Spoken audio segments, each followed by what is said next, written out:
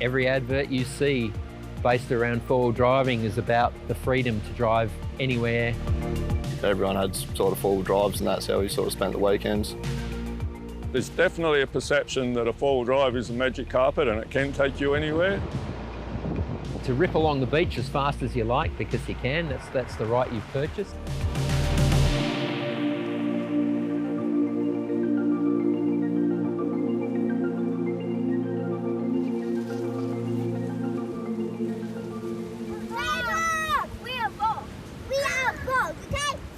Well, some of the biggest mistakes people make is tyre pressures are too hard.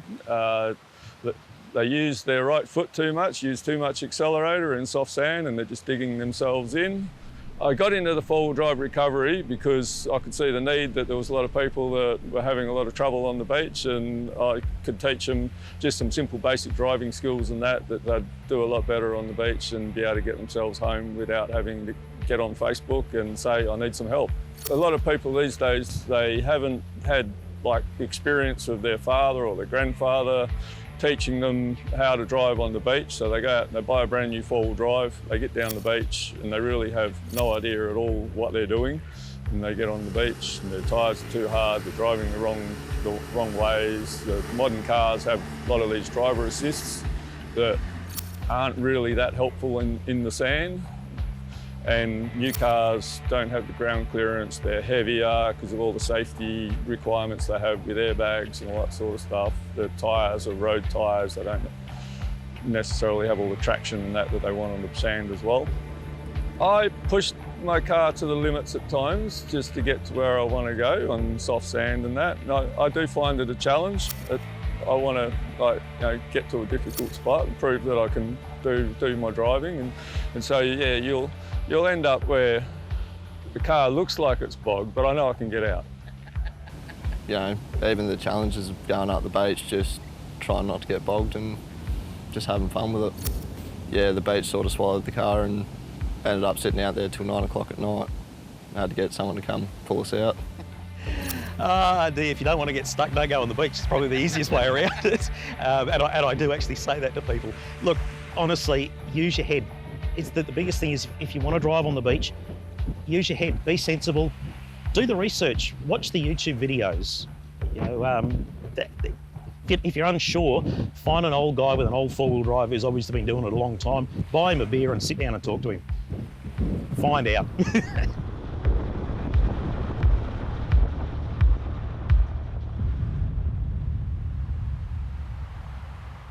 All right, here we are down at the South Gates Beach, just south of Geraldton. Down here to do a spotter early morning fishing. There's quite a few tailor around at the moment, so hopefully we'll have a bit of success. But you can see from here that it's pretty soft. South Gates is maybe one of the softer beach entrances, but it's not particularly different from most other beach accesses in this area. It's pretty soft, and it's always softer in summer too when the sand is really dry and really friable. So the key element, I think, to accessing beaches like this, first and foremost, is to really let your tyres down. This particular track, we're going to go quite low. We're going to go for something around the 20 mark. Probably 20 would be the maximum you'd want for beach access this soft. 18 or even 15 is not uncommon when it's really, really soft. But these are set to around 20. So we'll just go around and put one on each tyre and let the little devices do their job.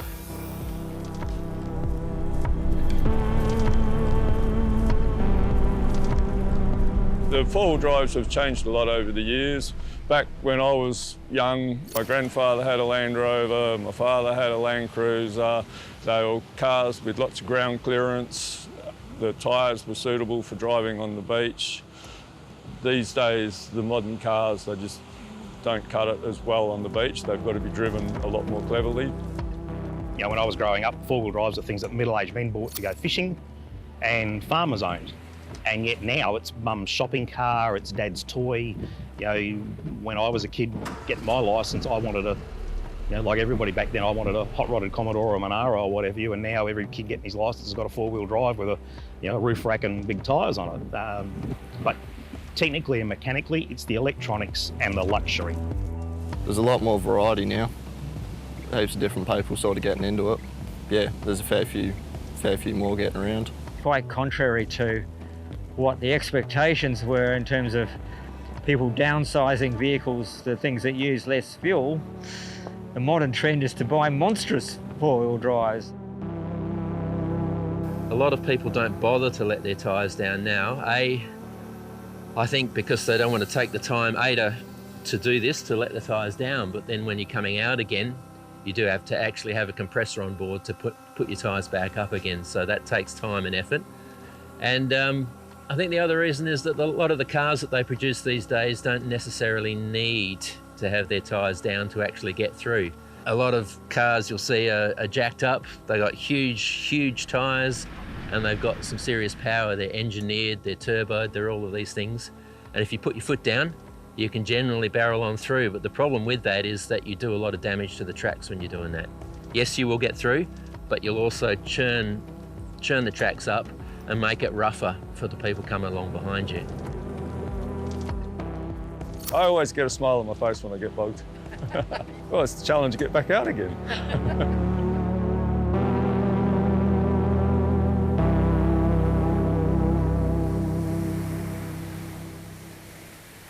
We have our backs to the desert, as Tim Winton would say, and we all cling to the coast. We think the outback's fantastic, as long as somebody else is living there. You know, it's part of our culture, but it's only part of our mythology, not part of our reality for most people. So. We've got sea level rise occurring across the globe. It's going to continue to rise for quite some time, and in that time there'll be increasing erosion pressure and inundation pressure on coastal communities and coastal systems, and dunes are our principal protection against that.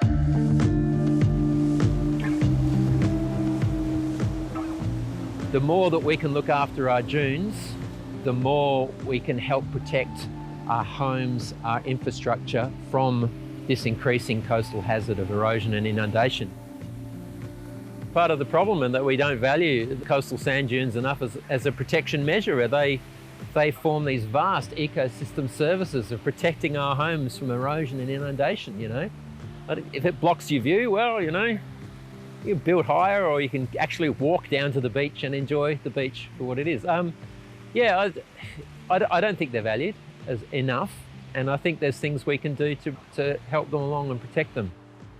The coast is basically held together by a dynamic interaction between the sediment in the ocean and the sediment on land.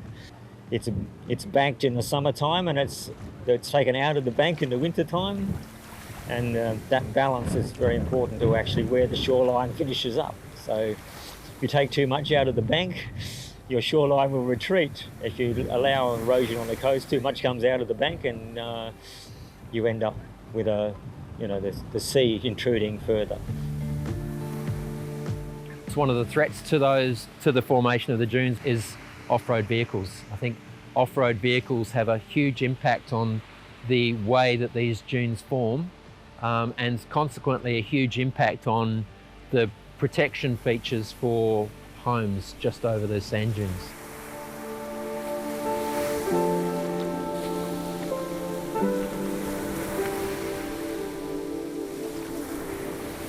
People drive onto the beach, and there'll always be some time of the day, the month, whatever, where the tide and the waves have the water almost up to the dunes. So of course, if you're wanting to drive on that beach, you'll drive as close to the dunes as you can. And there'll be a significant number of cars go through that track, and they will form essentially a permanent track. Lots of people who drive down the beach will use that track. That's fine, it's good if you're on a beach to use one track rather than create multiple tracks. But the trouble is that the sea level reduces because of tides, swell and all the rest of it.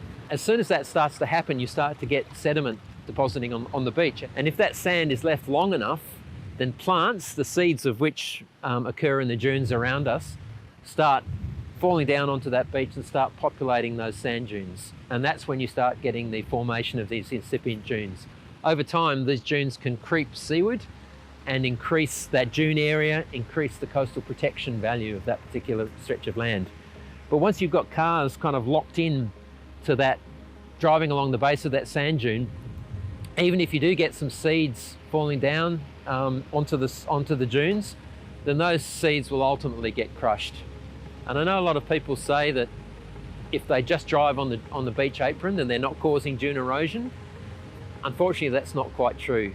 You are crushing small seeds under the soil that you won't necessarily see, and you're preventing the formation of these incipient dunes that will then move seaward and improve the dune condition, improve the beach condition.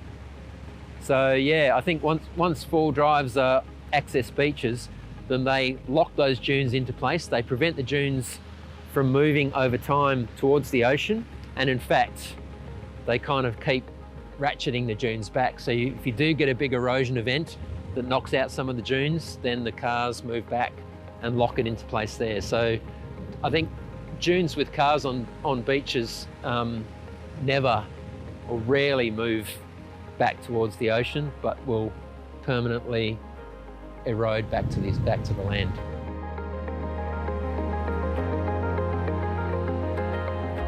What we see is over a very short period of time, it's normally like 12 hours or 24 hours, there's a storm passing through, you get a storm surge tide. When the high tide hits, the waves just cut into the back of the dunes and can take metres out of the sand dunes in literally hours.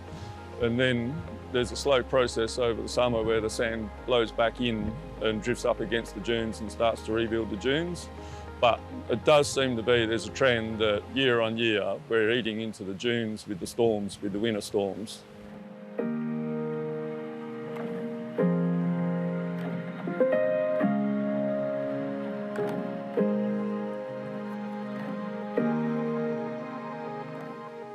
We look at the coast and we think that's the way it has always been. And our expectation is that it will remain broadly the same. These landscapes are so young. They are, no more than 1,000 or 1,500 years old anyway. And then within that, there are dynamics that operate on time periods of only decades. And we built our towns on places that were underwater not very long ago, and will be again as a consequence of natural processes as well as the human processes that are now on top of that. And if we destabilise the coast, then we're shortening that time. They're so embedded in our lifestyle, and you think that they're always there and that they always will be there, It's not necessarily the case. Anything we can do to slow those erosional processes down will buy us time to work out, how and where we move our coastal settlements, and how we adapt to the changes that are coming. But we're doing the reverse. We're putting additional pressure on the coastal zone, which will have consequences and mean we've got less time to adapt and change, and more immediate consequences to coastal communities than would otherwise be the case.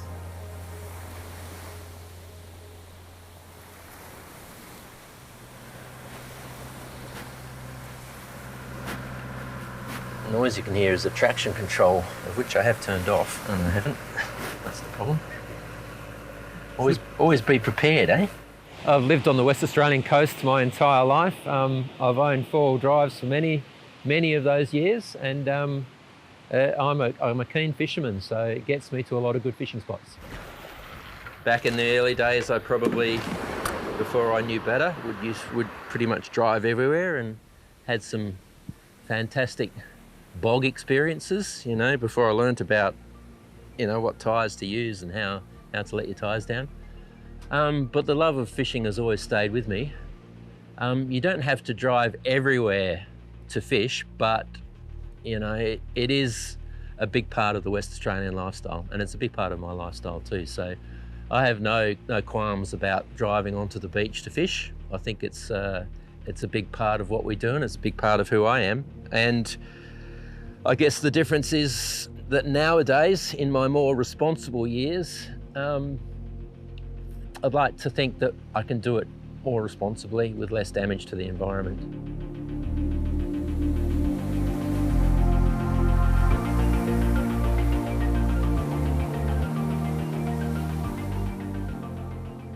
In the spring and summer months, there are several species of birds that nest on beaches.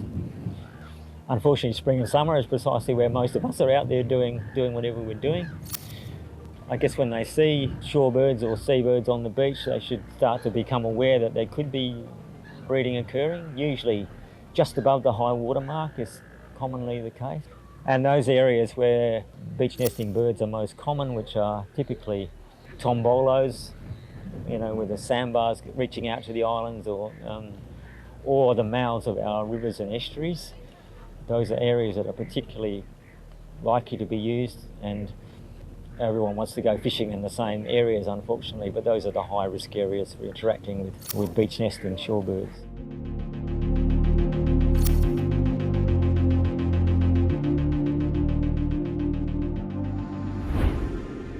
Western Australia is, because it is such a underpopulated and open state, we can travel wherever we like and do much of what we...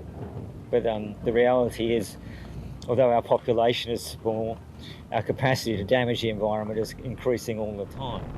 I think if you bought your four-wheel drive on the understanding that there's this code of conduct, if you like, these are rules and regulations, but at least a code of conduct, a way in which you conduct yourself whilst you're in your four-wheel drive, I think we'd be way further down the line of a well-managed coast, than we are now. I think this everywhere all the time, flat out, is not really working. I think we need to make some changes. We all want to be near the beach, near the sea breeze. I've got plenty of friends who are four-wheel drivers, and when we need to get something, to get somewhere, to do some research somewhere that requires that kind of vehicle, well, we use that kind of vehicle responsibly, I hope. Yeah, you always stick to the pre-existing tracks. You try not to cut up in any of the sort of vegetation, try not to damage anything, and always take your bloody rubbish with you.